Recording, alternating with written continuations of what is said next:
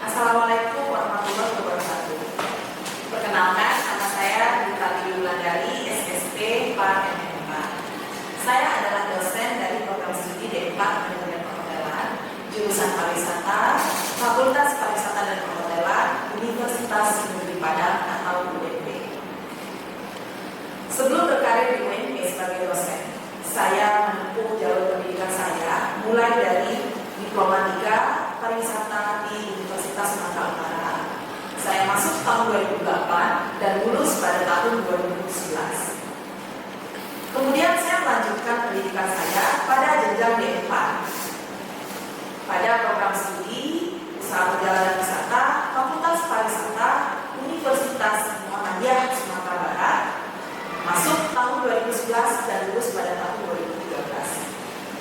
Setelah lulus dari D4, saya melanjutkan studi saya pada program Pascasarjana Pariwisata Sekolah Tinggi Pariwisata NHI Bandung, atau yang saat ini dikenal dengan nama Politeknik Pariwisata NHI Bandung.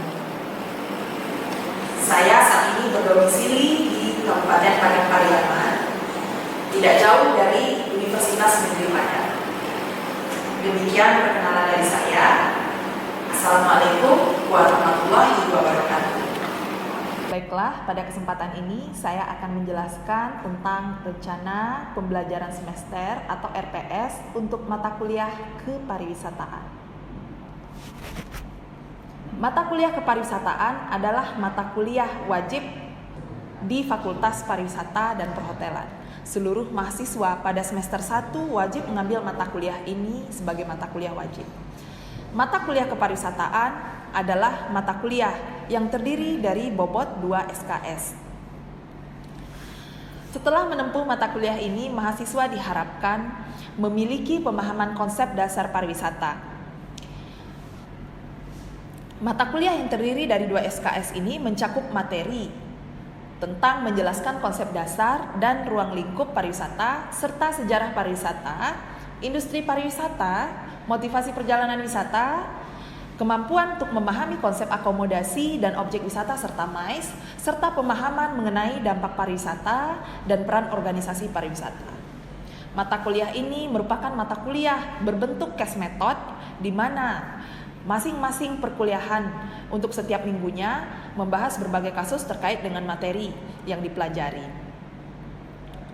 Mata kuliah ini dilalui dengan metode tanya jawab, pemberian tugas, baik tugas mandiri maupun tugas kelompok.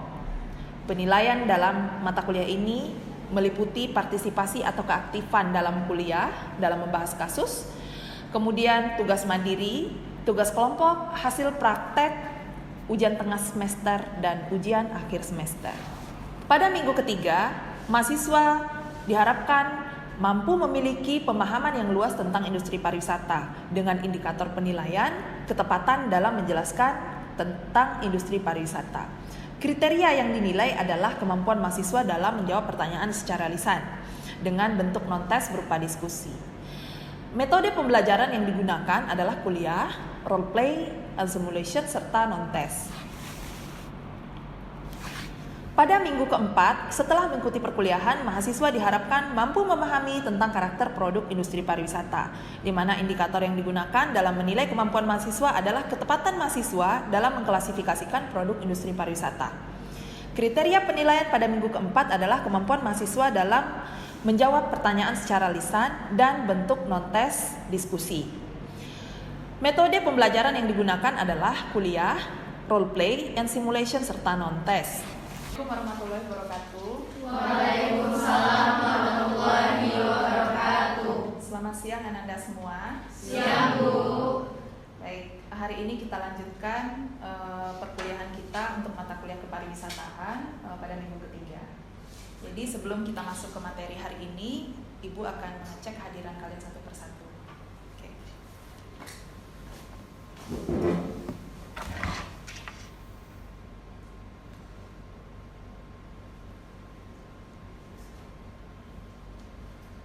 Moza, Oke. Anita, Oke, semua di kelas ini berarti hadir ya, nggak ada yang absen.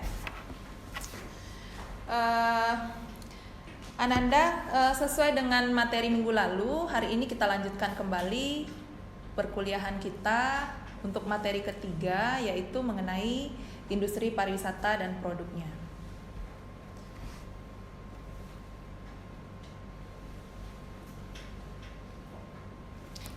Nah, sebelum masuk ke inti dari materi, Ibu ingin tanyakan kepada Ananda semua, jika disebut kata industri, hal apa yang terbayangkan oleh Ananda semua?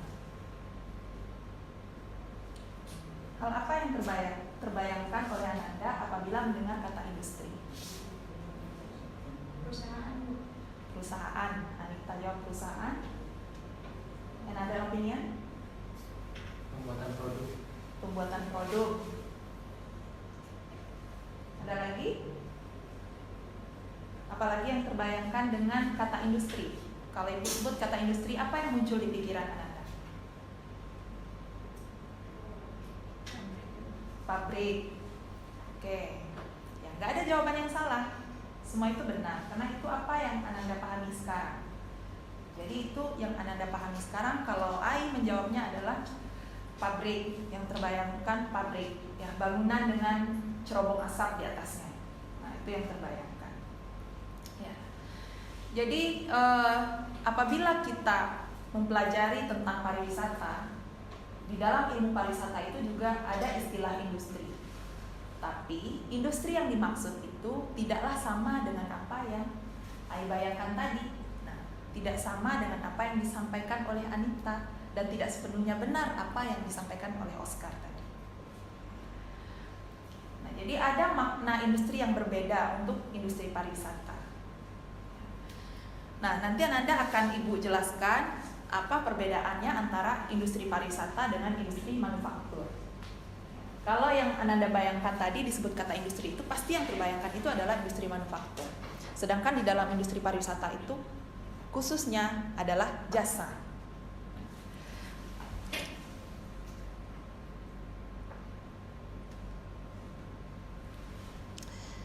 Jadi antara industri pariwisata dengan industri manufaktur atau yang menghasilkan produk-produk berupa barang tadi itu, nah, terdapat perbedaan yang sangat mendasar. Nah, sekarang Ibu jelaskan dulu mengenai produk dari segi produk untuk industri pada umumnya. Nah, industri yang Ananda bayangkan tadi adalah sebuah bangunan dengan cerobong asap, atau dengan kata lain pabrik tadi.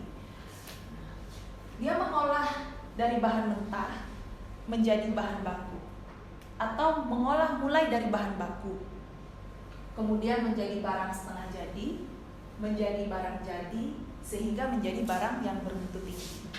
Itu makna industri pada umumnya yang Ananda pahami selama ini. Dalam industri pariwisata, nah, kita tidak memaknai industri dengan proses yang seperti ini. Produk dari industri pariwisata itu tidak dihasilkan melalui proses pengolahan bahan mentah menjadi bahan setengah jadi, ataupun mulai dari bahan setengah jadi menjadi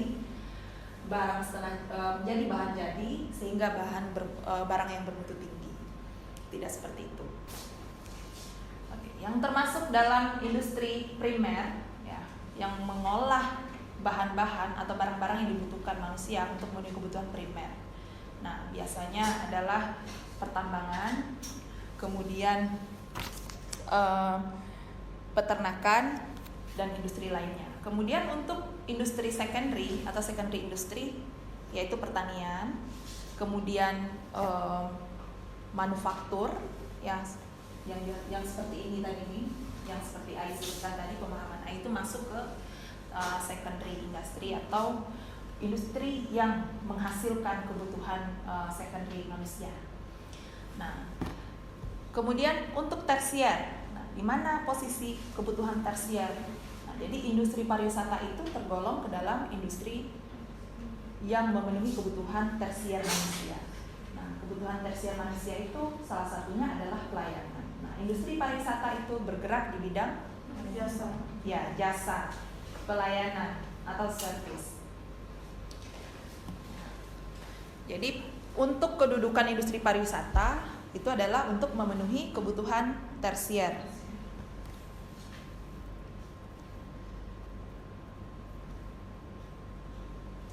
Nah, kita lihat apa itu industri pariwisata. Nah, apa itu industri pariwisata? Sebelum Ibu menyampaikan secara teoritis pengertian industri pariwisata menurut si A, si B, sekarang Ibu tanyakan dengan membedakan antara industri secara umum tadi dengan industri pariwisata, apa yang sekarang Anda pahami sebagai industri pariwisata? Tadi kan ada beberapa, Anita, Oscar, sama Miradi sudah menjawab apa itu pemahaman mereka tentang kata industri. Nah, sekarang sudah jelas perbedaannya antara industri pariwisata dengan industri manufaktur. Sekarang ada yang memberikan pendapat apa itu industri pariwisata. Ada yang mau mencoba? Ya, silakan Rinaldi. Menurut saya kalau industri pariwisata itu sesuai yang tadi, produk berupa jasa yang dihasilkan dalam bentuk pelayanan. Oke, terima kasih Rinaldi. Ada lagi yang mau memberikan pendapat?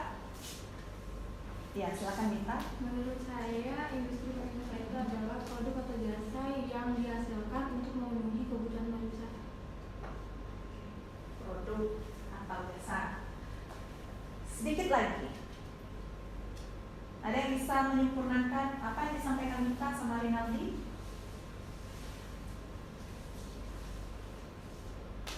Cindy? Kalau menurut saya, Ibu, industri pariwisata adalah sebuah industri yang menyediakan jasa maupun pelayanan untuk masyarakat sekitar. Oke, untuk yang membutuhkan. Iya. Oke, jadi tadi udah ada beberapa pendapat yang disampaikan oleh teman-teman Ananda, ya. Terima kasih atas apa yang disampaikan. Nah, sekarang kita lihat ada pengertian industri pariwisata menurut seorang ahli. RS Damarjati menyampaikan bahwa industri pariwisata itu adalah rangkuman berbagai macam bidang usaha yang secara bersama-sama menghasilkan produk-produk maupun jasa yang nantinya baik secara langsung maupun tidak langsung akan dibutuhkan wisatawan selama perjalanannya.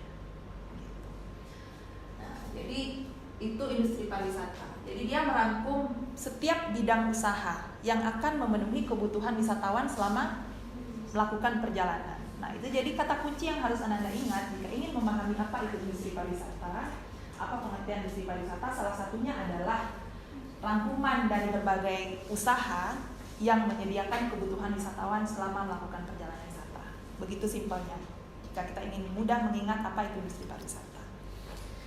Oke. Nah, kemudian selain pendapat para ahli, jadi Undang-Undang Kepariwisataan Nomor 10 Tahun 2009 juga menyampaikan, juga mengartikan, mendefinisikan apa itu industri pariwisata. Nah, jadi kalau kita merujuk pada Undang-Undang Kepariwisataan Nomor 10 Tahun 2009, industri pariwisata itu adalah kumpulan usaha pariwisata yang saling terkait dalam rangka menghasilkan barang atau jasa bagi kebutuhan wisatawan dalam penyelenggaraan pariwisata. Ya, itu menurut undang-undang.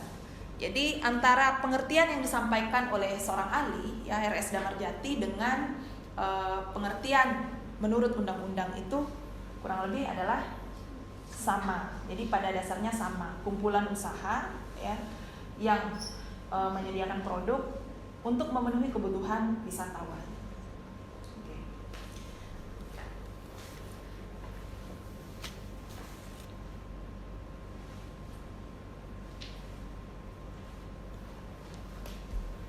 Nah, tadi kalau kita telaah makna dari industri pariwisata, nah, kumpulan usaha, kumpulan bidang usaha. Kita lihat kumpulan bidang usahanya itu apa saja. Nah, Anda bisa lihat di sini kumpulan bidang usaha yang dimaksud itu adalah usaha transportasi, ya, usaha akomodasi, entertainment atau hiburan, souvenir, MICE, objek dan atraksi wisata, kemudian restoran, CIQ di bandara, dan lain sebagainya. Jadi bentuk kebutuhan wisatawan selama melakukan perjalanan yang disediakan oleh industri pariwisata itu meliputi ini. Pada gambar ini terlihat bahwa kebutuhan wisatawan itu dipenuhi oleh industri pariwisata itu mulai dari wisatawan berangkat dari place of origin,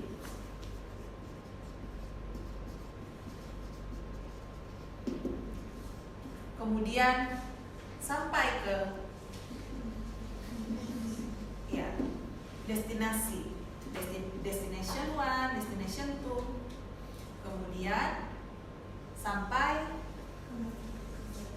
balik lagi, sampai kembali lagi ke place of origin. Sebagai contoh, place of origin atau daerah atau negara asal wisatawan. Misalnya kita contohkan kepada wisatawan dari Malaysia.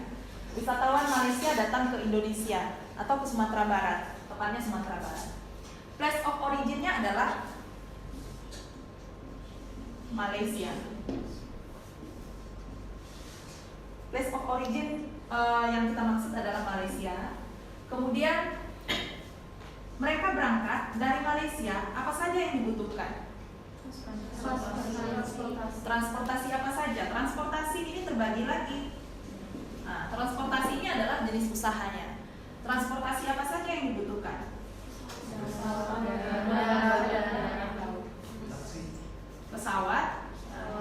Pesawat yang akan membawa wisatawan dari Malaysia ke Indonesia. Sebelum naik pesawat, taksi. Apakah dari rumah atau dari mana ya mereka drop point atau misalnya starting point, kemudian di drop ke bandara. Nah, menggunakan taksi atau local transportation. Ya, dalam istilahnya di pariwisata itu adalah local transportation. Setelah sampai di bandara, di drop di bandara, kemudian wisatawan baru naik pesawat. Setelah pesawat, apa lagi yang dibutuhkan untuk transportasi? Sampailah dia di Sumatera Barat, maka ya bisa taksi lagi, atau grup misalnya, atau bus, atau coach ya istilahnya, atau wisatawannya hanya sendiri, misalnya backpacker, bisa jadi dia menggunakan kereta api. Kalau misalnya wisatawannya berangkat ke Mentawai, setelah naik taksi dia langsung ke pelabuhan. Kemudian apa lagi yang dibutuhkan? Kapal. Kemudian butuh kapal. Naiklah dia Mentawai Fest. Kemudian setelah sampai di Mentawai, menuju penginapan, butuh lagi ojek, ya kan? Atau transportasi lokal. Butuh transportasi lokal. Nah, begitulah siklus wisatawan itu terkait dengan transportasi sebagai kebutuhannya saat memulai perjalanannya dari place of origin.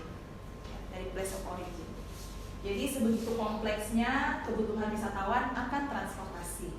Nah, itu wisatawan. Kan ada transportasi, itu apakah darat, laut, udara. Nah, oke, kita beralih dari transportasi, kebutuhan akan transportasi. Sampai di Padang, sampai di Sumatera Barat. Setelah naik local transportation, kemana dia tadi? Ya, akomodasi. Kemudian ke penginapan. Anggaplah destinasi pertamanya adalah Kota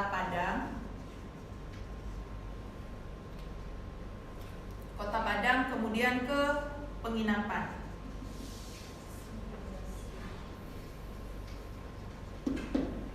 Accommodation. Nah, kemudian misalnya sudah malam, apa yang dia butuhkan? Makan. Oke. Ya. Restoran atau food and beverage. Selain ini, selesai makan,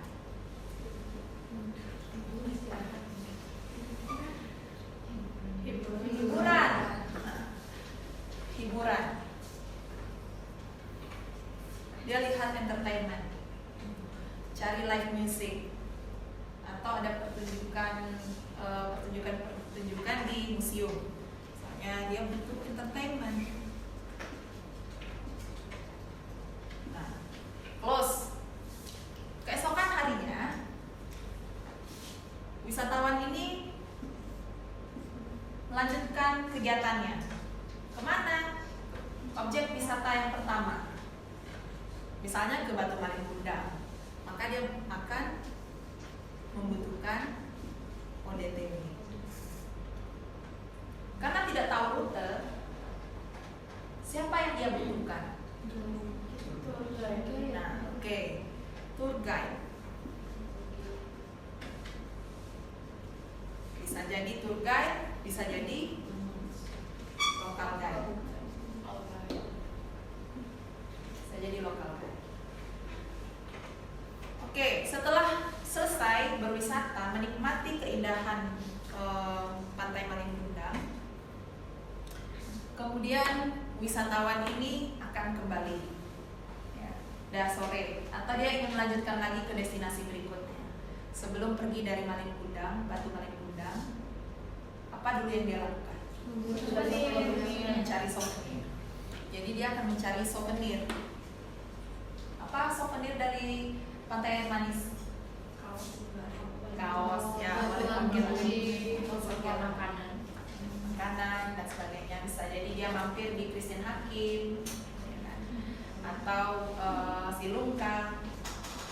Nah, jadi and so many others. Nah, jadi dia butuh souvenir. Nah, sudah banyak tadi dari mulai place of origin sampai ke destination 1, destination 2, objek wisata, ya. Yang kebutuhan wisatawan tadi itu sudah terpenuhi oleh industri pariwisata.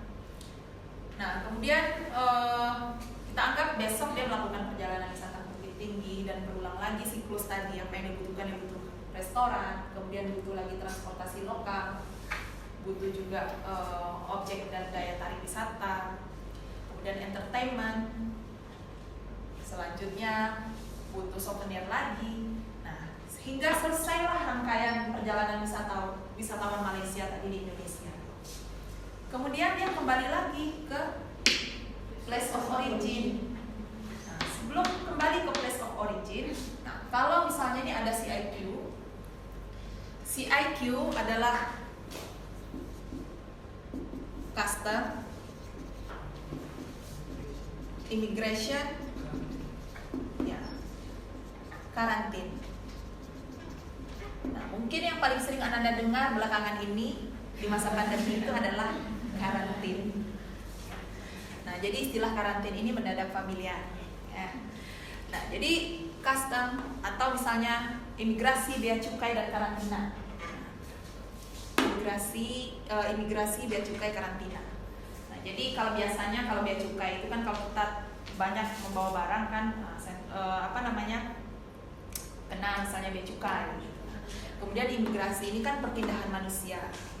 Nah, karantina ini yang terjadi akibat dari perpindahan manusia itu ada kegiatan karantina. Kalau misalnya di masa pandemi, misalnya baru atau new normal, tentu ada karantina dulu. Yang dulu kita ketahui orang luar ingin masuk ke Indonesia itu dikarantina dulu beberapa hari. Kalau sepulangnya dari luar negeri, atau warga Indonesia yang tinggal di luar negeri kembali ke Indonesia dan karantina dulu. Dulu ada 10 hari, 7 hari, sampai 3 hari. Nah, sekarang kan nggak ada lagi karantina itu. Nah, jadi karantina ini terbagi lagi. Karantina manusia, karantina hewan, dan karantina tumbuhan. Jadi kalau yang pada masa pandemi untuk mencegah penyebaran virus itu adalah karantina manusia. Kapan karantina hewan terjadi? Kapan karantina hewan terjadi?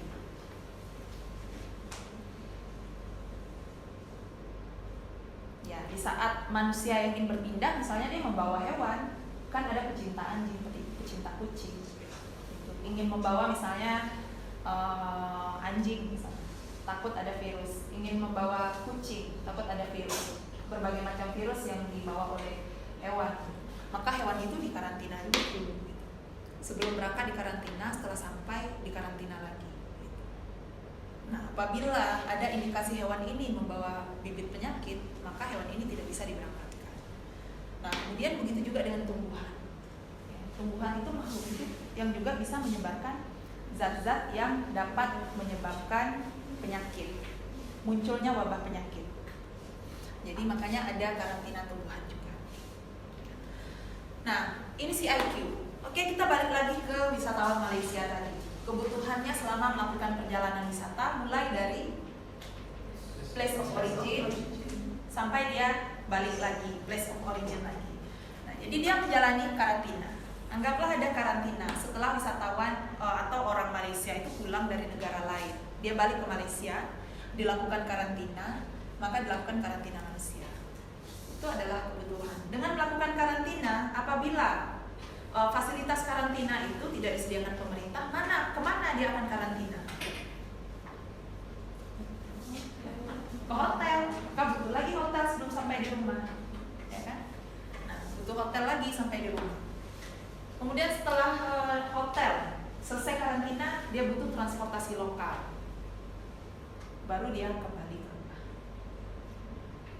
Jadi serangkaian perjalanan itu saja yang singkat, anggap saja 2 hari, 3 hari tadi, 3 hari 2 malam itu begitu banyak kebutuhan-kebutuhan wisatawan yang harus dipenuhi industri pariwisata.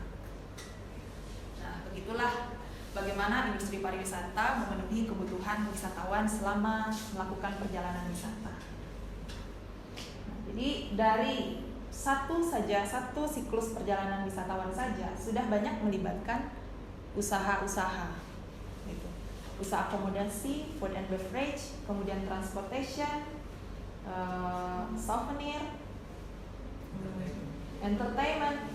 Nah, apabila ada MICE, tadi kita tidak contohkan MICE, kalau misalnya dia ada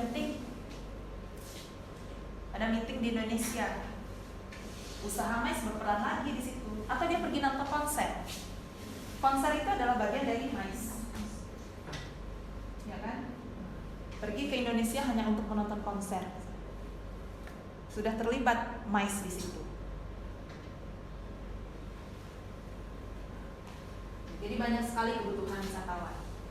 Belum lagi kebutuhan wisatawan yang dihasilkan oleh misalnya pedagang kaki lima. Nah, apabila wisatawan sudah menggunakan jasa pedagang kaki lima misalnya, pedagang kaki lima secara langsung, misalnya di sekitar hotel lah, anggap saja nginap di wisatawannya itu nginap di Teruntum, misalnya nginap di Teruntum, apakah pedagang asongan atau yang pedagang kaki lima di sekitar Teruntum itu memang berjualan, targetnya itu adalah wisatawan? Seperti itu tidak? Tidak. Itu dia punya target lain. Tapi dengan datangnya wisatawan, nah, maka secara tidak langsung pedagang kaki lima tadi itu sudah masuk ke kategori industri pariwisata, usaha bagian dari industri pariwisata, usaha-usaha di bidang pariwisata. Karena tadi dia sudah secara tidak langsung menyediakan kebutuhan wisatawan. Wisatawan beli rokok, beli cangcimen, you know cangcimen? Kacang kuaci permen.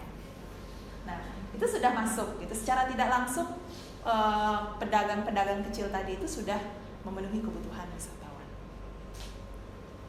Oke. Baik, jika Anda sudah paham tugas kelompok juga sudah diberikan, berakhir kelas kita untuk hari ini. Sampai jumpa minggu depan dengan Anda membawa tugas kelompok. Ibu tutup kelas hari ini dengan Assalamualaikum warahmatullahi wabarakatuh. Waalaikumsalam warahmatullahi wabarakatuh.